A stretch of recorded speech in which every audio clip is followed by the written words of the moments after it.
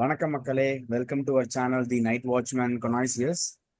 So செமையா எக்ஸைட்டிங்காக இருந்த ஒரு சண்டே நைட்டு ஒரு பிளாக் பஸ்டர் மேட்சாக இருக்குன்னு நினச்சோம் எல்லா CSK ஃபேன்ஸுக்கும்.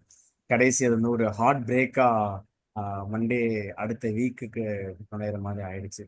So it's okay, but still last RCB match மாதிரி பயங்கர ஒன் சைடட் அஃபேராக ஒரு இன்டென்ட்டே இல்லாமல் நிறைய கிரிட்டிசைஸ் பண்ணோம். பட் அந்த மாதிரி இல்லாமல் கொஞ்சம் closely fought game. But again till some areas we have to improve.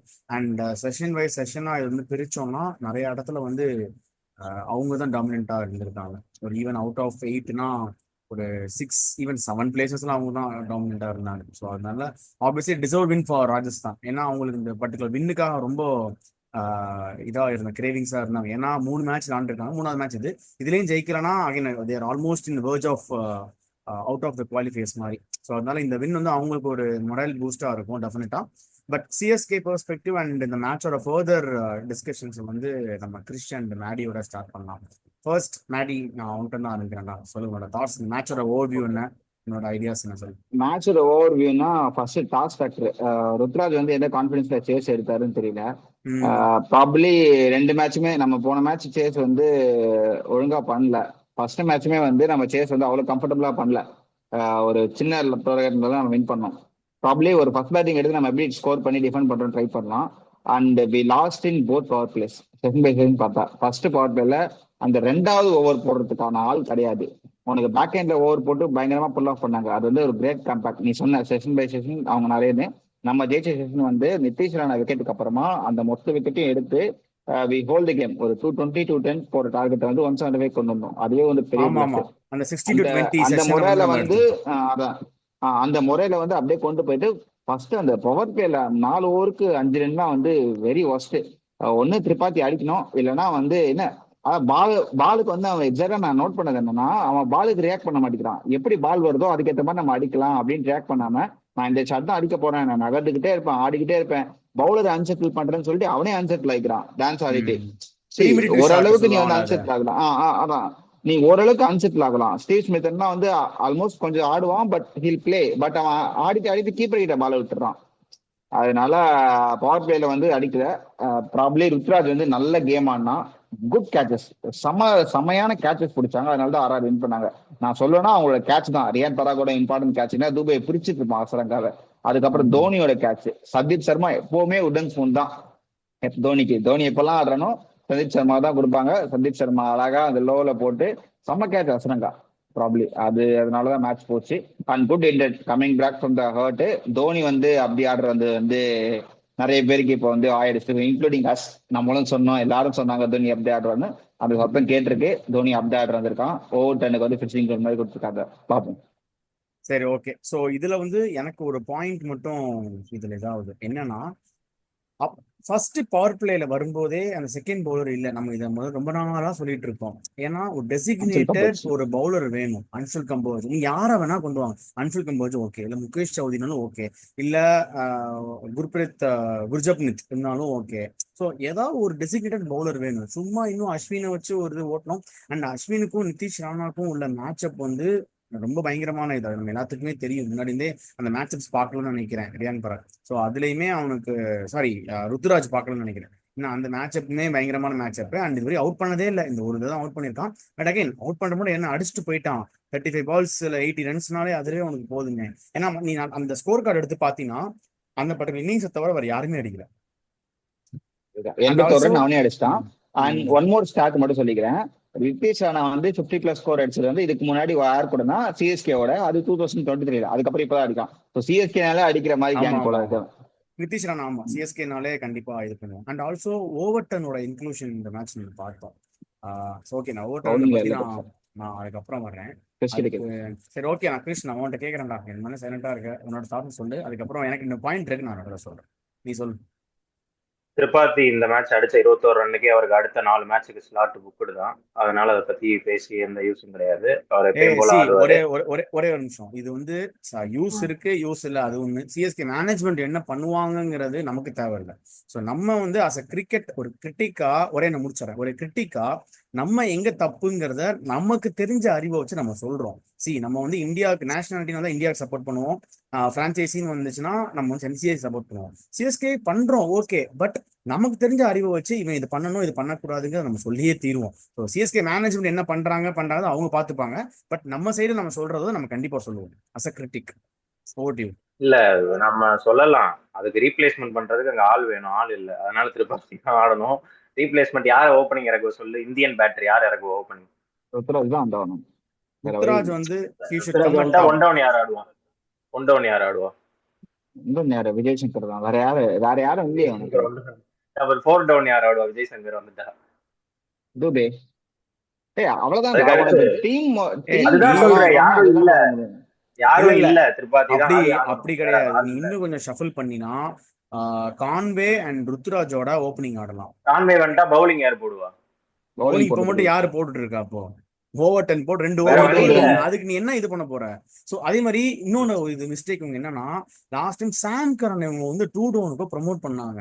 So ஏன்னா ஒரு பிஞ்ச் ஹிட்டரா. அதே மாதிரி ஓவர்டன் வந்து சாம் கரனோட big hitter and long height இருக்கான், லாங் ரீச் இருக்கு. இங்கிலாந்துக்கு கூட நல்லா 2-3 மேட்ச்லாம் அடிச்சு கொடுத்தான். அண்ட் அந்த 100 பால் இது இருக்குல்ல இங்கிலாந்துல நடக்கும்ல, அவன் ஸ்பின்னர்ஸ் ஒழுங்கா ஆட மாட்டான் மாப்ள. அவன் பேஸ் நல்லா ஆடுவான். அதனால தான் அவங்க மிடில் எடுக்கல. அட்லீஸ்ட் நீ மிடில் புஷ் பண்ணலாம். ஏன்னா உனக்கு வந்து தூபே ஆக்சுவலா நீ என்ன பார்த்த 12 ஓவர் வரும்போது தூபே மட்டும் தான் அடிக்கிற ஆளு அந்த ஸ்பின்னை பேஷ் பண்றதுக்கு. தூபே அவுட் ஆயிட்டான். அடுத்து வர்றது வந்து எனக்கு கேட்டா விஜய் சங்கருக்கு முன்னாடி, விஜய் சங்கர் அவுட் ஆனதுக்கு அப்புறமே ஓவர் வந்திருக்கணும். ஏன்னா ரன் ரேட் ஏறிக்கிட்டே போகுது. 8, 9, 10, 12, 15 லாஸ்ட் ஒரு 20 ரன். லாஸ்ட் 2-3 ஓவர் வரும்போது 20 ரன் இருக்கும்போது பண்ணி உனக்கு 6 ரன் கிட்ட வந்துட்டாங்கல்ல. we lost by completely one shot away தான். ஆக்சுவலா சொல்ல போனா இல்ல நான் ஒன்னு சொல்றேன். சிஎஸ்கே மேட்சை தோத்தது ஒரே ஒரு இடத்துல தான். கரெக்டா 17வது ஓவருக்கு ஆர்ச்சர் கொடுக்காம தீக்ஷனா கொடுத்தான். அது ஃபாஸ்ட் பவுலர் கொடுத்திருந்தா அந்நேரமே தோனி டேக் ஆன். அந்த ஒரு மூவ்ல தான் அவங்க ஜெயிச்சது. அந்த இடத்துல பிரில்லியன்டான கேப்டன்சி. மிச்சப்படி இதுல பெருசா குறை சொல்றதுக்குன்னு ஒண்ணும் இல்ல. கேட்ச் மட்டும் அந்த ஒரு கேட்ச் டிராப், மிச்சப்படி ஒரு நல்லதான் இருந்தாங்க. பத்திரானா பேக் டு ஃபார்ம் வந்துட்டாருன்னு தோணுது. அந்த ஒரு எண்டு நல்லா போடுறதுக்கு மட்டும் அந்த ஓட்டையை மட்டும் சிஎஸ்கே கவர் பண்ணணும். பிளஸ் பவர் பிளேல அட்லீஸ்ட் ஒரு 50 ரன், ஒரு பழைய சிஎஸ்கே மாதிரி 60-70 வேணாம், 50 ஒரு விக்கெட் அந்த மாதிரி இருந்தாலே அதுக்கப்புறம் போதும். இன்னைக்கு 42 அடிச்சாங்க. அது இன்னைக்கு ஒரு 50 இருந்துச்சுன்னா நம்ம இந்நேரம் அந்த 6 ரன் கேப்பை இது பண்ணிருக்கலாம். பிளஸ் எனக்கு நம்ம அஸ்வின் 2 மேட்ச் ஆஃபா இருக்காரு. அஸ்வின் கொஞ்சம் ஆஃபா இருக்காரு. அது ஏன்னு தெரியல. அது கொஞ்சம் அஸ்வின் அந்த ஒரு ஃப்ரேம் ஆஃப் மைண்டுக்குள்ள வரணும். அவர் வந்துட்டு டிஃபென்சிவா போட போய் அடி வாங்குறாரு. அவர் விக்கெட்ஸ்க்கு போகணும்னு நினைக்கிறேன் அஸ்வின்.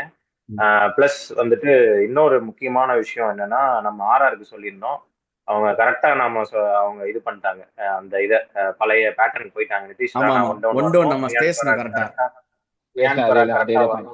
அதே மாதிரி அவங்க மாத்தி கொண்டு வந்துட்டாங்க. ஆனா அது நமக்கே வினையாயிருச்சு இன்னைக்கு. இல்ல அது பிரச்சனை இல்ல. ஆர்ஆர்லாம் ஜெயிச்சா பெருசா நம்ம வைத்தறிச்சல் போடவும் மாட்டோம். ஆர்ஆர்லாம் நல்ல டீம் தான். அவங்க டிசர்விங் டீம். அவங்க ஜெயிச்சா பிரச்சனை கிடையாது. அதனால ஆர்ஆர் வந்துட்டு பிரச்சனை கிடையாது. அதுவும் இல்லாம அவங்க கப்பு வச்சிருக்கிற டீம் தான். அதனால அவங்களுக்கு தெரியும் தோத்தா கூட எப்படி அடுத்து வர்றது அப்படின்றதால அது பிரச்சனை கிடையாது. பிளஸ் இன்னும் ஒரே ஒரு பாயிண்ட் மட்டும் சொல்லிக்கிறேன் நானு. இந்த மேட்ச்ல வந்துட்டு சிஎஸ்கே நிறைய பாசிட்டிவ்ஸ் எடுத்துக்குவாங்க. சேஞ்ச் பண்ணாம தான் போவாங்கன்னு நினைக்கிறேன். ஓவர் 10 வந்துட்டு எனக்கு என்னமோ ஃபர்ஸ்ட் ஓவர்ல நல்ல பவுன்சர் எல்லாம் போட்டான். அந்த நிதிஷ் ராணாவோட கேட்ச் கலீல் அகமது பட்டு வெளியே போச்சு, கையில பட்டு. அந்த மாதிரி விஷயங்கள் கொஞ்சம் மாறிடுச்சு. அது சின்ன சின்ன விஷயங்கள். அதை மாத்தி இருந்தா சிஎஸ்கே இந்த கேமுக்குள்ள வந்துருக்கலாம். ஓவர் 10 ஓகேடா, ஓகேமா பவுலர் தான். அதுக்குன்னு நீ பவர் பிளேல 2 ஓவர் போடுற அளவுக்கு எல்லாம் ஒன்றும் பண்ண முடியாது. ஆள் எடுக்கணும்டா. இது என்ன சிம்பிள். டெசிக்னேட்டட் ரோல் இல்லைன்னா டெசிக்னேட் அந்த பிளேயர் வேணும். நீ இப்ப எத்தனை டெசிக்னேட் பவுலர்னு இருக்காங்க? பத்திரானாவும் 100 தவிர எல்லாருமே வந்து சும்மா பேட்டிங் ஆடணும் ஆனா அவங்க அப்புறம் ஓவர் 10 கிட்ட சீரியஸான ஓவர் 10 தப்பு சொல்லல. வந்ததுக்கு இன்னைக்கு 2 பாலோ 3 பால் பிடிச்சி 8 ரன் அடிச்சான். அவ்வளவுதான். 3 பால் 8 ரன் நீ ஸ்ட்ரைக் ரேட் கனெக்ட் பண்ணி பாரு. 250 அரௌண்ட் 300 கிட்ட.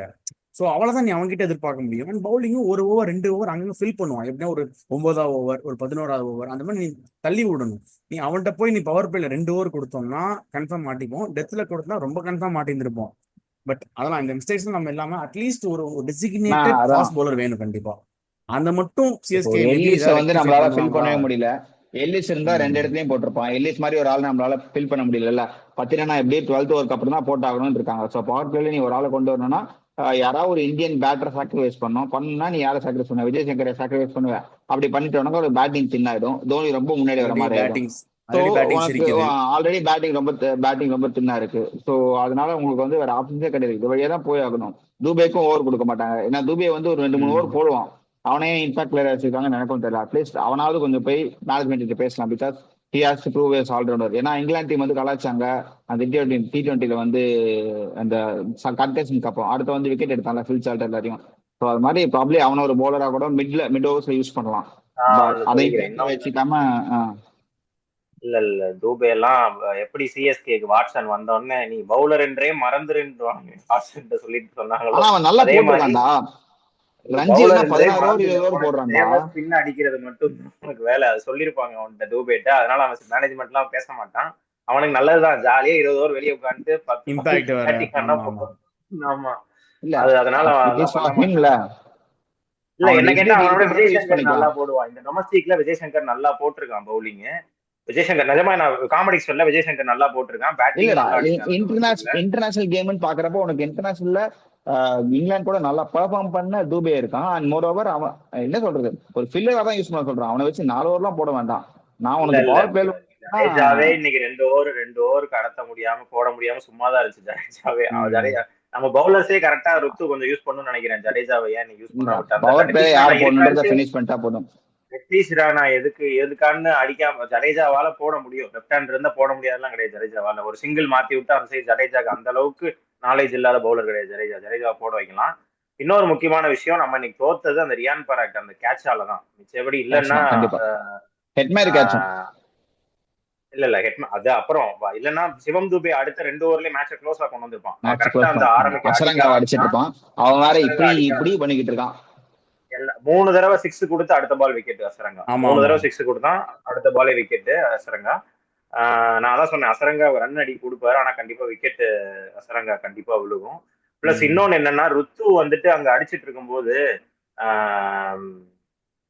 நான் என்ன பண்ணிருப்பேன்னா ருத்து ஒரு சைடு நின்னுட்டு நான் ஜடேஜாவை டேக் ஆன் பண்ண சொல்லிருப்பேன். பிரச்சனை அவன் பண்ண முடியலடா. என்ன பண்ண முடியும்? எல்லாமே நான் 18 ஓவர் 19 ஓவர் டேக் ஆன் பண்ணுவேன்னா என்ன பண்ண முடியும்? ரன் ரேட் டார்கெட்டை பொறுத்து உனக்கு ஸ்கோர் இப்ப 25 ஒரே நிமிஷம் 25 பால் 60 ரன்னுனா நீ ஃப்ரண்ட்லயே பண்ணணும். இல்ல 25 பால் 40னா நீ சொல்லுமே 19 ஓவர் டேக் ஆன் பண்ணா போதும்.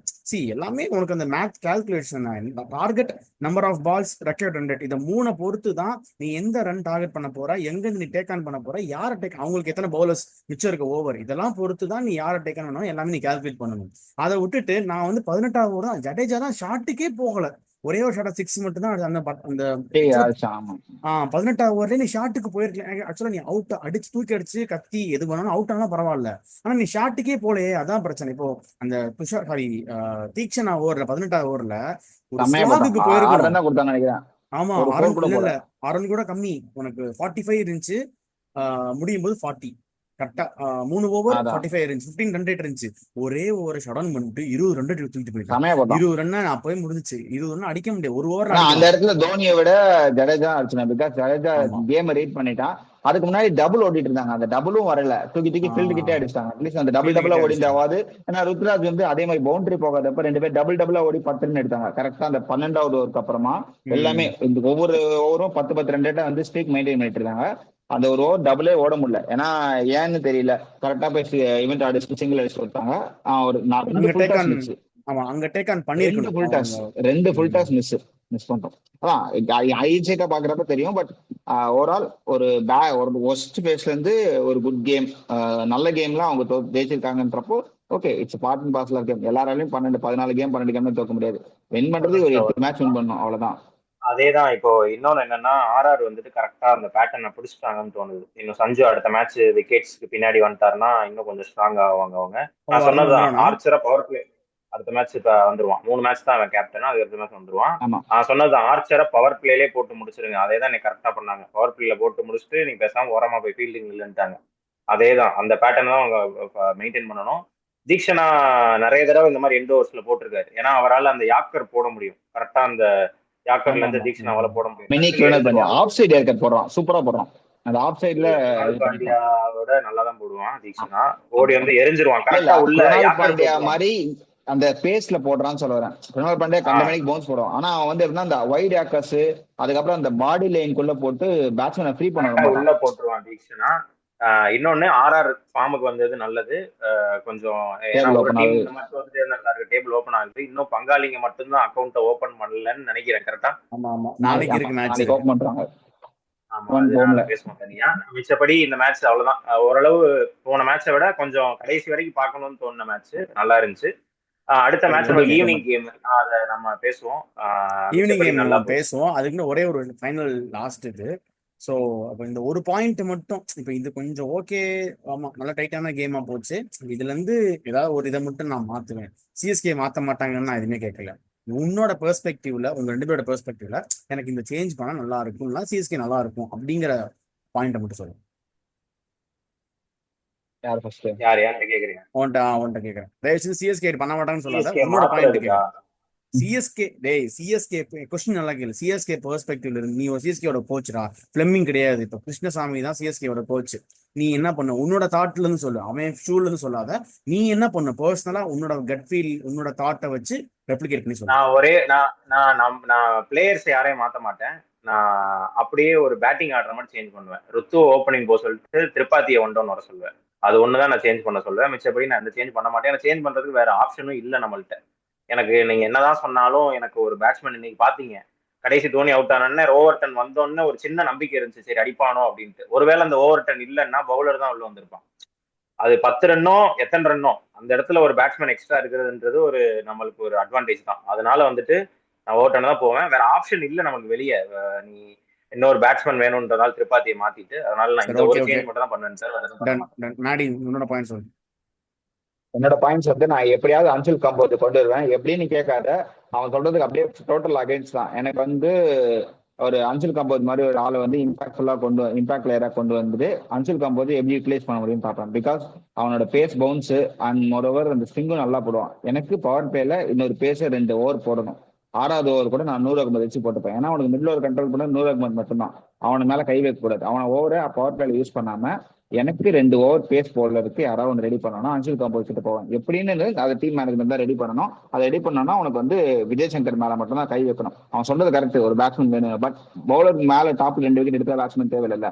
Bowlers will always win you championship. So அன்சில் compose மாதிரி ஒரு ஆளை வந்து அவங்க பெஞ்சில் வச்சிருக்கிறது வந்து it's always hurting. I don't know. But அவன் வந்து பவர் பிளேல நம்ம சீல் பண்ணிட்டோம்னா நம்ம வந்து கேம்ல எப்பவுமே ஹெடா இருக்கும். அவ்வளவுதான்.